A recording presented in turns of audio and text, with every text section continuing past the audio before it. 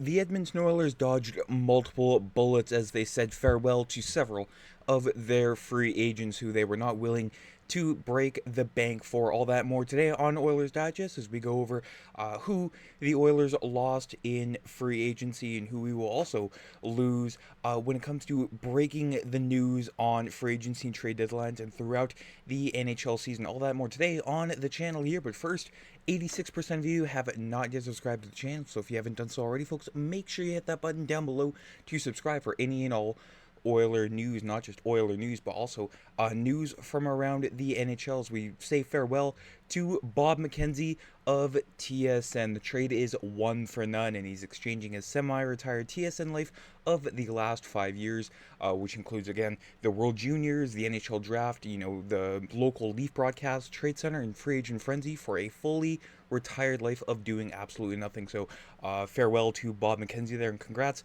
on a he's achieved everything there is to achieve in the sports or the hockey media world. So again, congrats to Bob McKenzie, and enjoy retirement, man.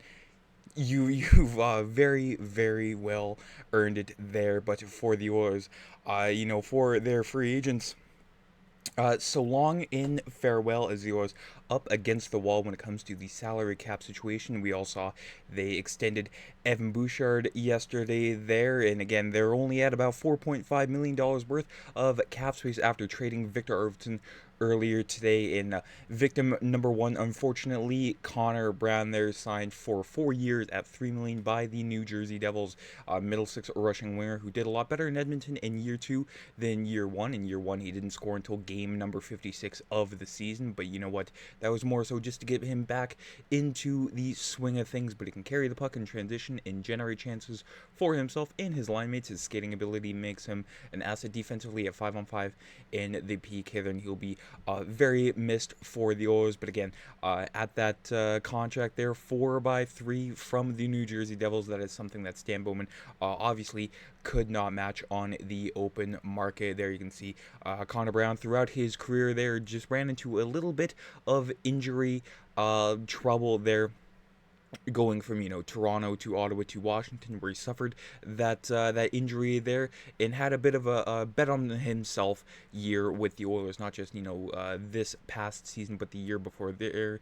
Again, like I mentioned, had a very, very quiet regular season in 23-24, but turned it on in the Stanley Cup playoffs with that historic PK. That duo with him and Janmark, and especially that line there in the Stanley Cup Finals with Janmark, Henrique, in Connor Brown. So all the best to Adam Henrique there. His Statsu card, average across the board there, but for a guy like Connor Brown, not just great in the locker room there, but also very, very dependable, and the Oilers will be missing that, but again, not at that price point that he's being paid right now by the New Jersey Devils. And again, defensively, very, very solid there, but I just feel like the Oilers, that's why they, brought Kasperi Kapanen back for another year. He's a cheaper version of Connor Brown there, and it's good to see that the Oilers aren't the only team that hand out the no-move clauses there. As Connor Brown, year 1 and 2, he's hit with a no-move clause, and then the last 2 years of his contract,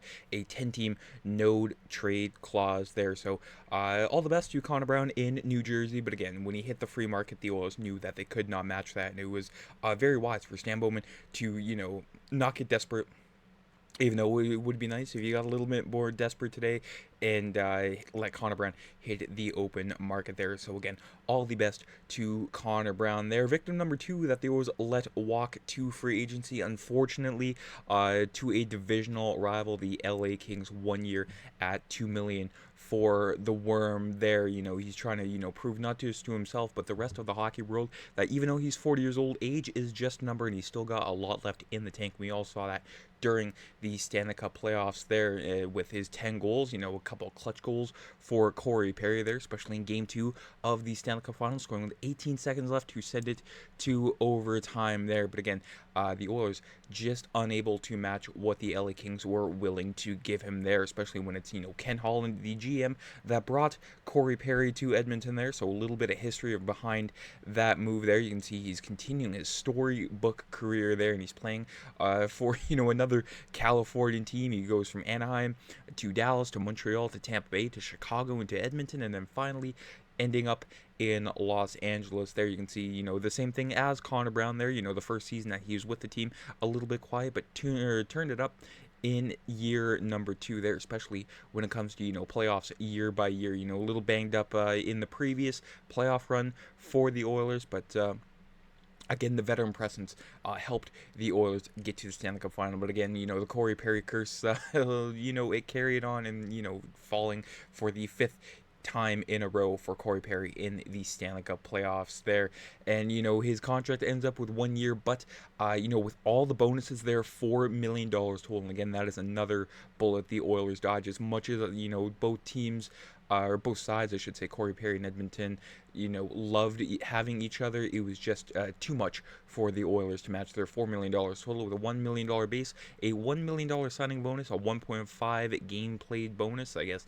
The more games he plays, the more he can earn up to 1.5 million in 500K in playoff bonuses there. But if history continues there and the Oilers and Kings meet up again for the 5th year in a row, he may not get many playoff bonuses there, but it'll be weird to be on the other side of Corey Perry once again. They hated him in Anaheim, loved him in Edmonton, so they'll probably hate him again in an LA King uniform there. But again, good get by the LA Kings, veteran presence, Corey Perry, 40 years old, certainly doesn't play like it whatsoever. I mean, sure, the speed is lost, but, the brains are still there. That's what, Leon Draisaitl described Corey Perry as. He could play until he's 50 years old. We'll see how the boots hold up. But again, very, very smart, very, cerebral player there. He knows what to do at all of the right situations there. But, staying with the LA Kings, I mean, he wasn't on Edmonton's radar, and I hope he really wasn't. But Cody, Ceci,